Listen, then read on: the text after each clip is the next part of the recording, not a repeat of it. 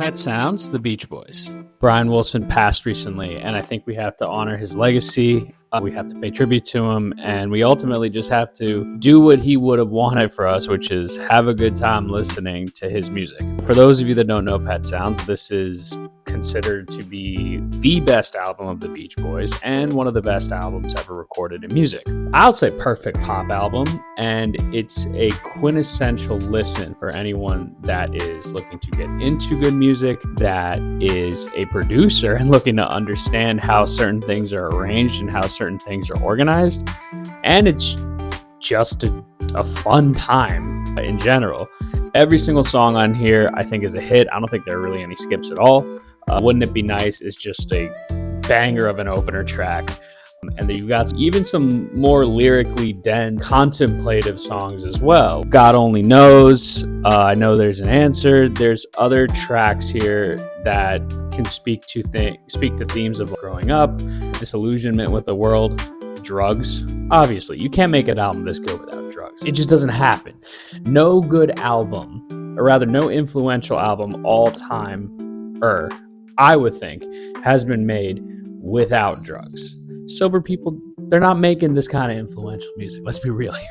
That being said, I was put onto this album by a music head friend of mine, and it was just, I was in a phase where I'm listening to only what was popular on the radio or only stuff that people were listening to at parties. And someone who has been a fan of music since I was a kid, I wanted to figure out a way to expand my horizons and really understand what goes into what makes music one of the quintessential things to make this life even better.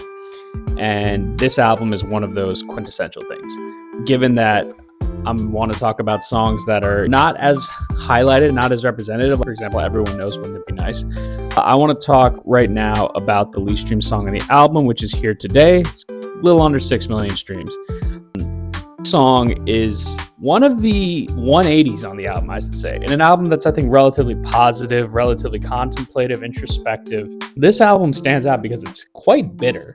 If you listen to the lyrics, you're basically being accosted, or warned, I should say, by the ex-boyfriend of the person that you're currently dating. And he basically is on a tirade saying, hey man, be careful, because I used to date her, and well, this isn't going to go the way you think it's going to go. It's a little, you could argue, it is a very pessimistic song. I think the fact that it's the least streamed song probably speaks to the fact that it's a little bit out of place on this album. Being said, Brian Wilson, I think, said that, hey, I know how people think. I know what goes through their head, and I wanted to put this on the album for a reason. So that being said, if you really enjoy this song, great for you. I hope everything works out in your dating life.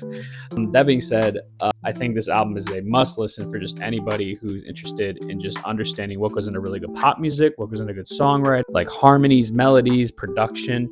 This is a producer's dream, I think, because the way that Brian Wilson utilizes the music studio on this as an instrument is second to none. I think there's a lot of things that you could possibly sample on here or even take from, and just in terms of interpolations and just figuring out your own melodies and your own harmonies. So for whether you're a music listener, whether you're a songwriter, whether you're a producer, Pet Sounds is one to check out.